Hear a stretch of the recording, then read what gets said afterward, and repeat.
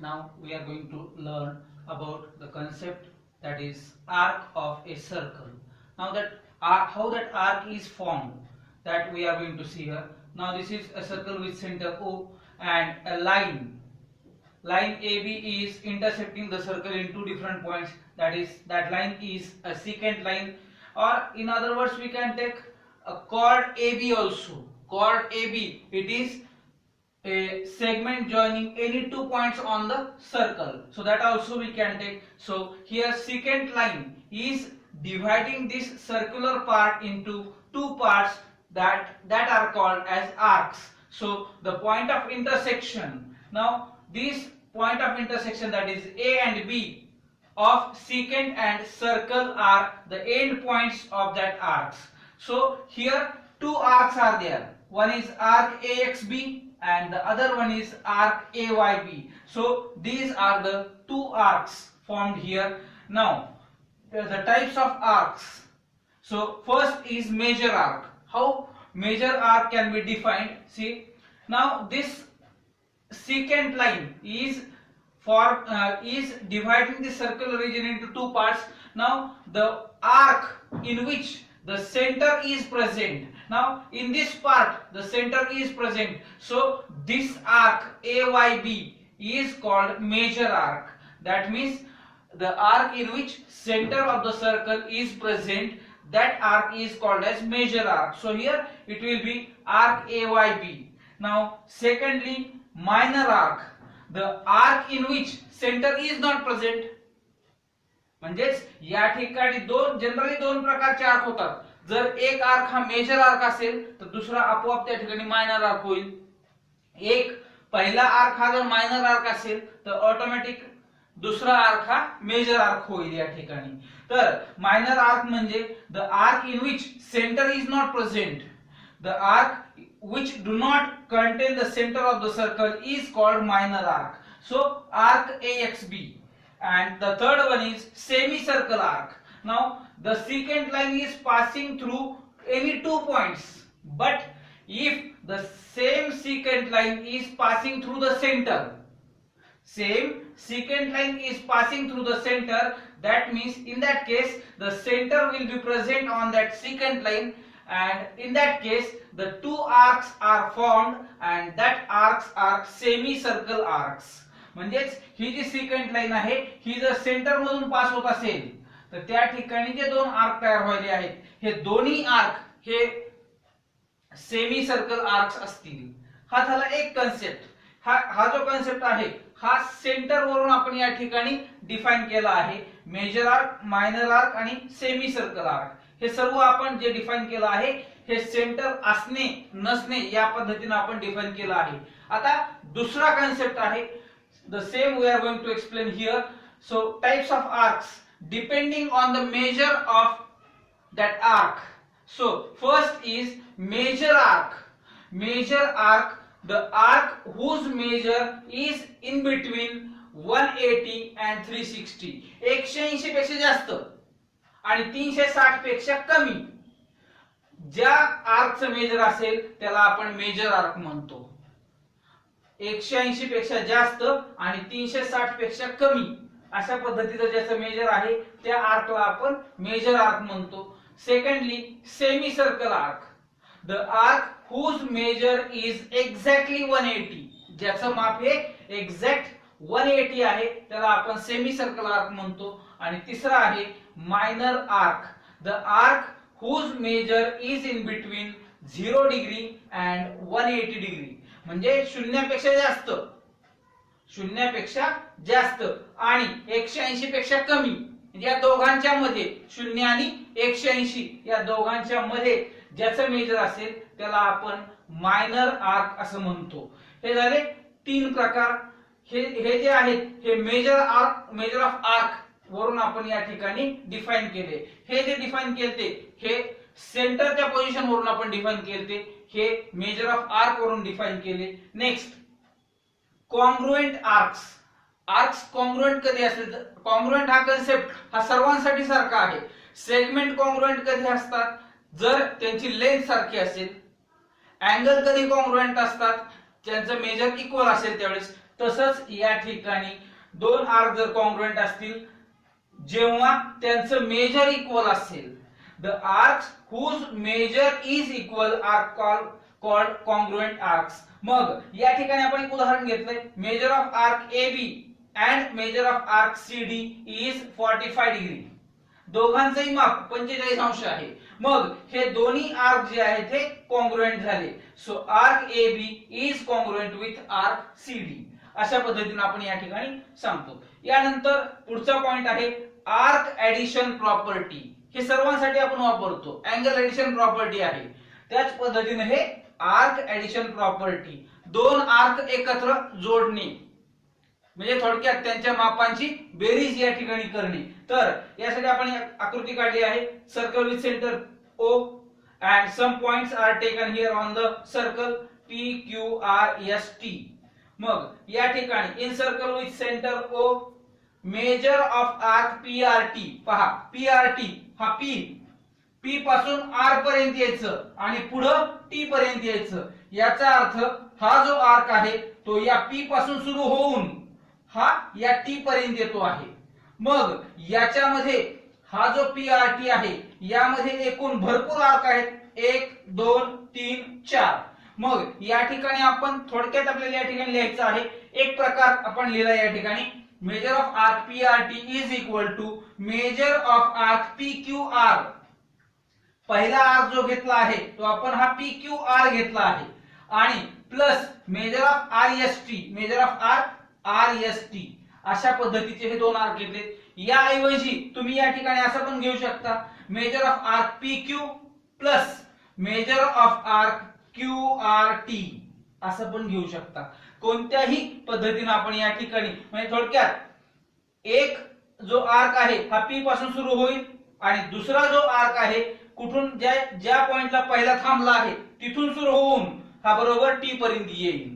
अशा पद्धतीने हे आपल्याला घेता येईल. यामध्ये अजून एक पॉइंट आपला राहिला आहे तो म्हणजे name of an arc. Generally we are writing the name of an arc which contain the end points of that arcs and one middle point we have to take. हे दोन एंड पॉइंट तर घ्यायचेच आहेत. आता या ठिकाणी arc AB जर म्हणलं तर हा पण आर्क AB आहे आणि हा सुद्धा आर्क ABच आहे. मग त्या ठिकाणी आपण आर्क, आपल्याला जर हा आर्क सांगायचा असेल तर आर्क AYB सांगावा लागेल आणि हा जर सांगायचा असेल तर आर्क AXB. ज्या पद्धतीनं आपल्या वर्गामध्ये दोन सारख्या नाव आणि आडनावाची मुलं जर असतात काही वेळेस, मग समजा आपण जर म्हणलं योगेश कुलकर्णी तर त्या ठिकाणी दोन्ही योगेश कुलकर्णी उभा राहतील. मग तशा वेळी आपल्याला काय करावं लागतं, त्याचं पूर्ण नाव घ्यावं लागतं. तशा पद्धतीनं या ठिकाणी आपण हा आर्क AYB म्हणलं की बरोबर हाच असणार आहे, आर्क AXB म्हणलं की हाच आर्क AXB असणार आहे. तर तशाच पद्धतीने या ठिकाणी आपल्याला, किंवा मग या ठिकाणी जर आपल्याला याचा वापर नाही करायचा तर या ठिकाणी दुसरा एक प्रकार करता येतो, मेजर आर्क AB. म्हणजे थोडक्यात आपल्याला त्याची एखादी खूण सांगावी लागेल किंवा या गावचा किंवा त्या गावचा किंवा या गल्लीत राहणारा, अशा पद्धतीने आपण त्या मुलाचं वर्णन करतो आणि त्या वर्णनावरून आपण सांगतो की हा पर्टिक्युलर मुलगा. तसं या ठिकाणी सुद्धा मेजर आर्क AB म्हणलं की हाच मेजर आर्क AB असणार आहे आणि मायनर आर्क AB म्हणलं की हा AXBच असणार आहे. अशा पद्धतीने आपल्याला याला सांगता येईल. पण जनरली आपण 3 अक्षरांचा वापर करतो. काही ठिकाणी आपल्याला असे निदर्शन असे येईल की त्या ठिकाणी 2 अक्षरांचा वापर केलेला आहे. घाबरून जायची काही गरज नाही त्या ठिकाणी.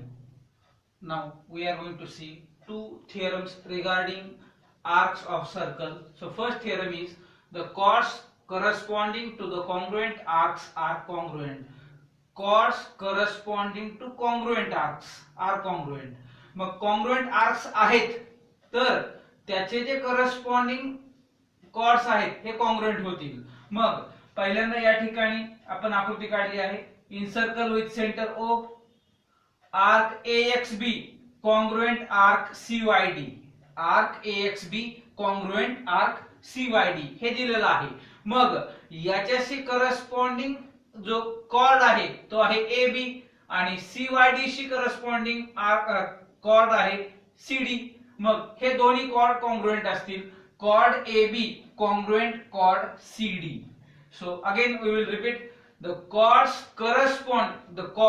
corresponding to congruent arcs are congruent.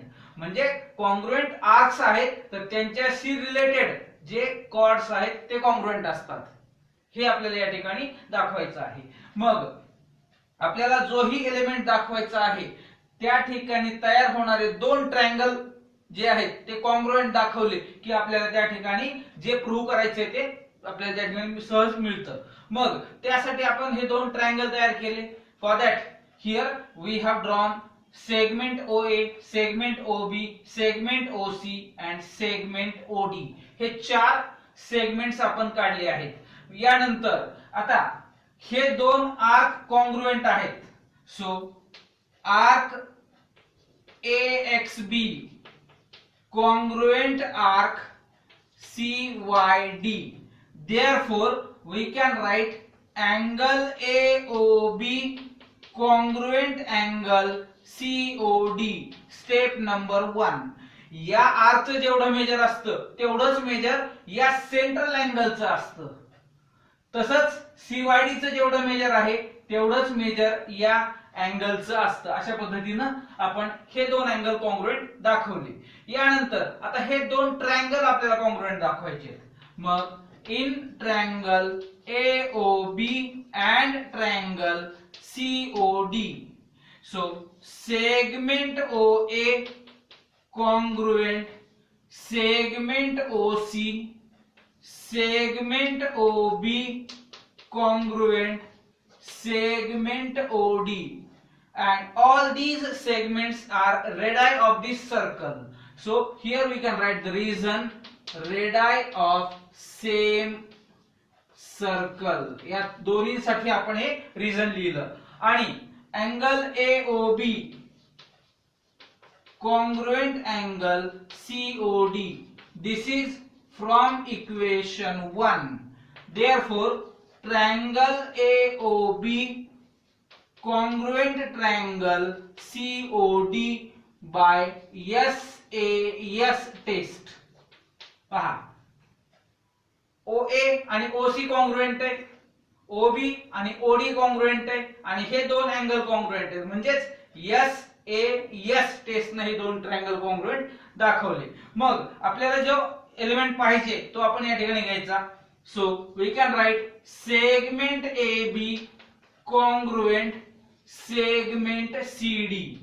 So corresponding sides of congruent triangles. आता या ट्रायंगलच्या दृष्टिकोनातून हे दोन सेगमेंट्स आहेत, दोन साइड्स आहेत.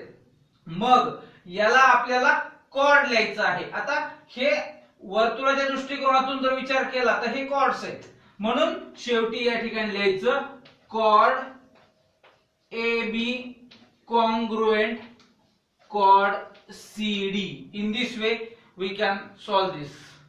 Second theorem, the corresponding arcs of congruent chords are congruent. Corresponding arcs पण कुणाचे तर congruent chords चे congruent असतात.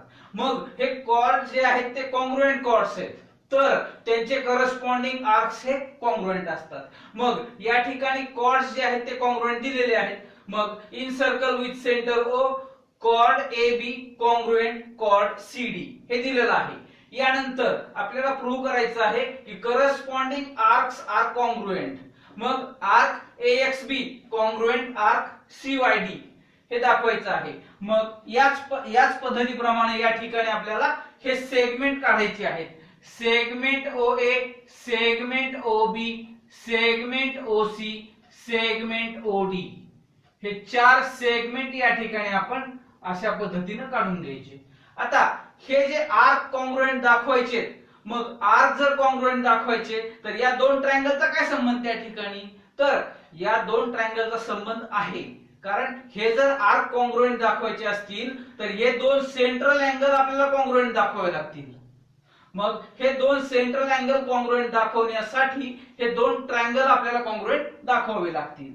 तर in triangle AOB and triangle COD, segment OA congruent segment OC, segment OB congruent segment OD, या दोघांसाठी तेच कारण राहील, रेडाय ऑफ सेम सर्कल. आणि तिसरा element segment AB congruent segment CD. This is given. या ठिकाणी आपल्याला दिलेला आहे chord AB congruent chord CD. Chords are nothing but segments. So segment AB congruent segment CD. Therefore triangle AOB congruent triangle COD by SSS test. या ठिकाणी आपण OA congruent OC, OB congruent OD आणि त्यानंतर chord AB आणि chord CD म्हणजेच segment AB congruent segment CD. म्हणजे थोडक्यात या ठिकाणी आपण तिन्ही बाजूंचा वापर केला म्हणून SSS टेस्ट ने दोन ट्रायंगल कॉन्ग्रुएंट दाखवले. मग आपण या ठिकाणी लिहू शकतो angle AOB congruent angle COD corresponding angles of congruent triangle. हे दोन एंगल्स कॉन्ग्रुएंट आहेत and these two are central angles. So the arc corresponding to these central angles are congruent then. So in the next step we can write measure of arc AXB is equal to measure of arc CYD. हे दोन्हींचं major equal असेल म्हणजेच या ठिकाणी आपण लिहू arc AXB congruent arc CYD. In this way we can prove this theorem. Now we are going to take exercise 3.3 question number 1. Here encircle with center C angle ECF. This angle is 70 degree and measure of arc DGF. This arc is 200 degree. Then we have to find out measure of arc DE and measure of arc DEF.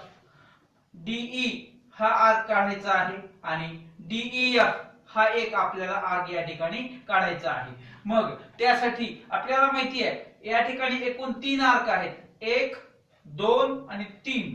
मग या तिघांची जर बेरीज केली तर ती 360 येते. मग त्यामध्ये या कोणाचं माप माहिती आहे म्हणजे या आर्कचं आपल्याला माप माहिती आहे ते आपल्याला लिहायचंय आणि त्यानंतर या तिघांची बेरीज ही 360 आहे हे आपल्याला या ठिकाणी घ्यायचं आहे.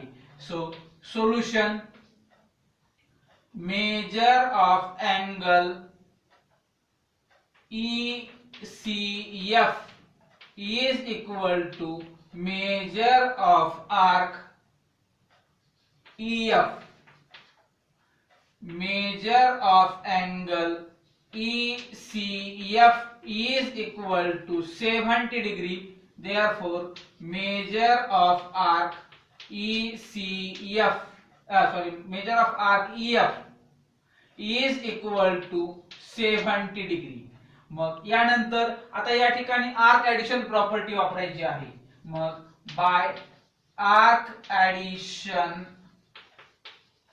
प्रॉपर्टी या तिन्ही आर्कची बेरीज करायची आहे. Major of arc DE plus major of arc EF plus measure of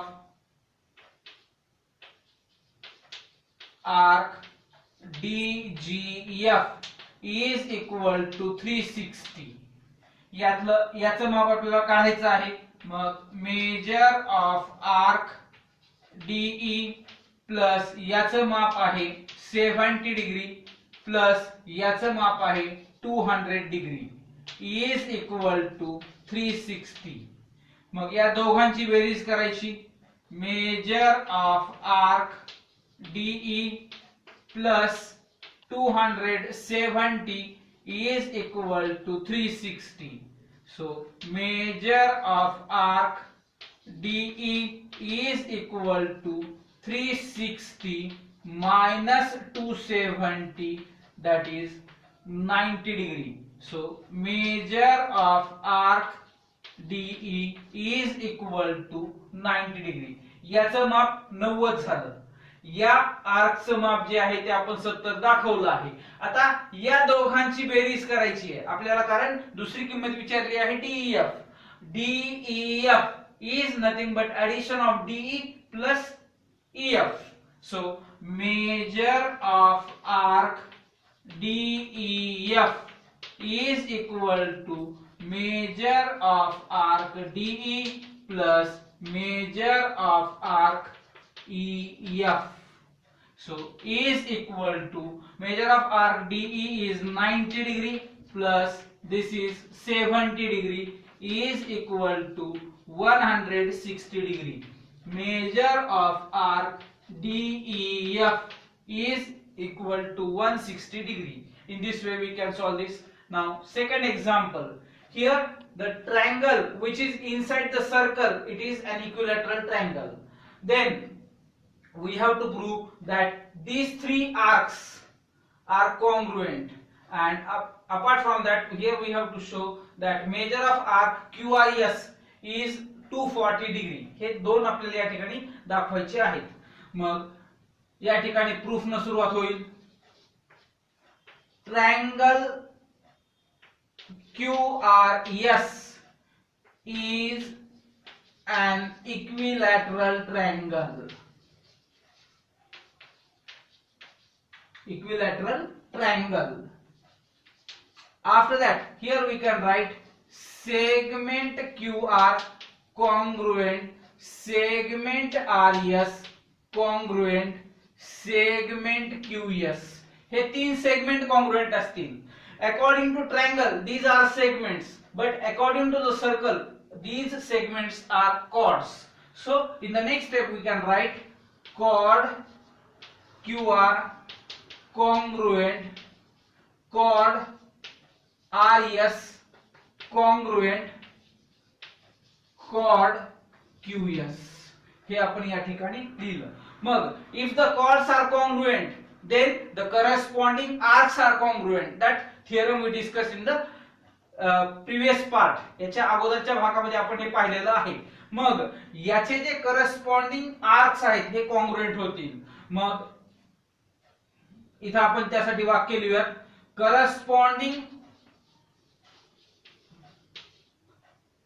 corresponding arcs of congruent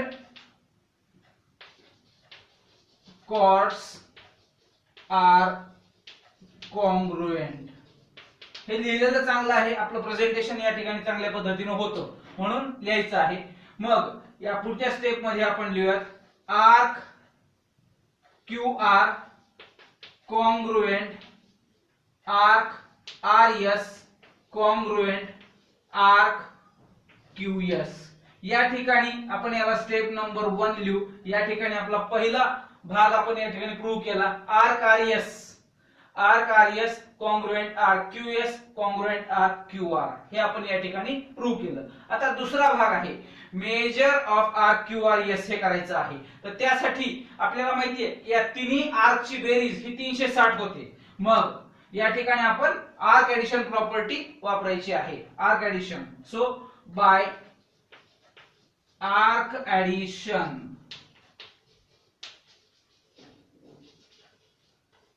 property of circle here. So measure of arc QR plus measure of arc RS plus measure of arc QS is equal to 360.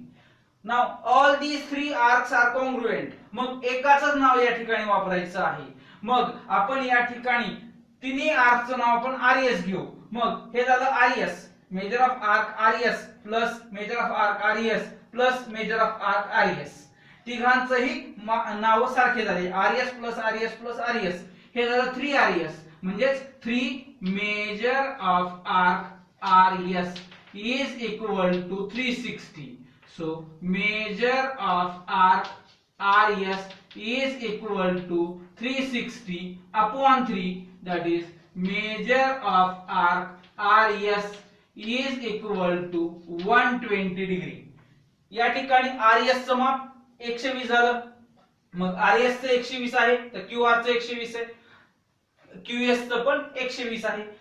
measure of arc QR is equal to measure of arc RS is equal to measure of arc QS is equal to 120 degree. तिघांचंही माप 120 झालं. आता पुढची step, measure of arc QRS is equal to measure of arc QR plus measure of arc RS.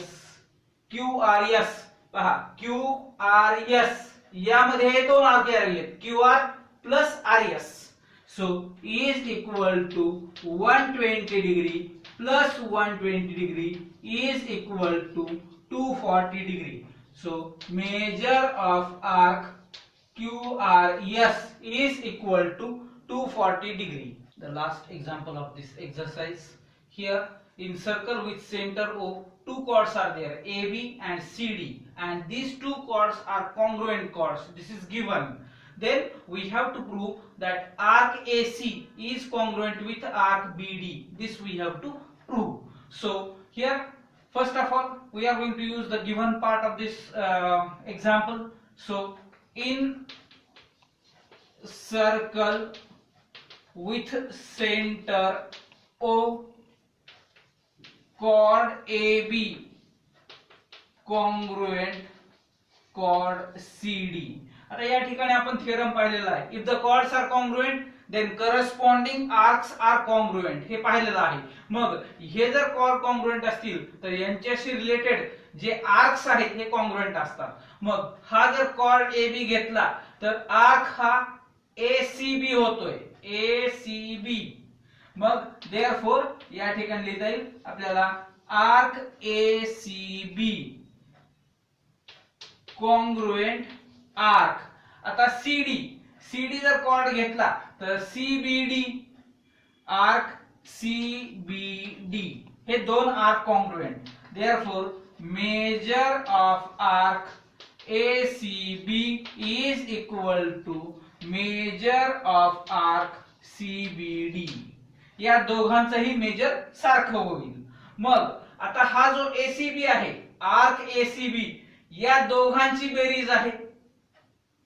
मग या ठिकाणी आपण लिहूयात major of arc AC plus major of arc CB, AC plus CB.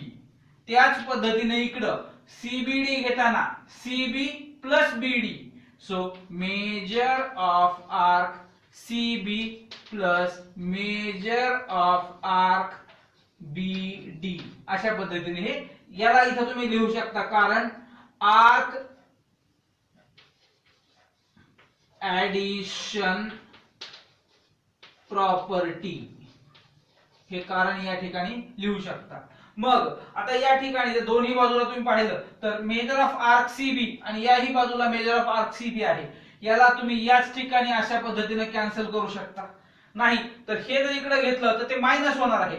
मग major of arc CB minus major of arc CB हे कटच होणार आहे त्या ठिकाणी तरी. मग इथंच आपण याला कट केलं तरी चालेल. मग next step, major of arc AC is equal to measure of arc BD. या साइडला मेजर ऑफ आर्क AC राहिलं, या साइडला मेजर ऑफ आर्क BD राहिलं. therefore last step here, arc AC congruent arc BD. जर मेजर इक्वल असेल तर त्या ठिकाणी ते दोन आर्क हे कॉन्ग्रुएंट असतात. Hence proved. हे अशा पद्धतीने आपण प्रूव्ह करू शकतो.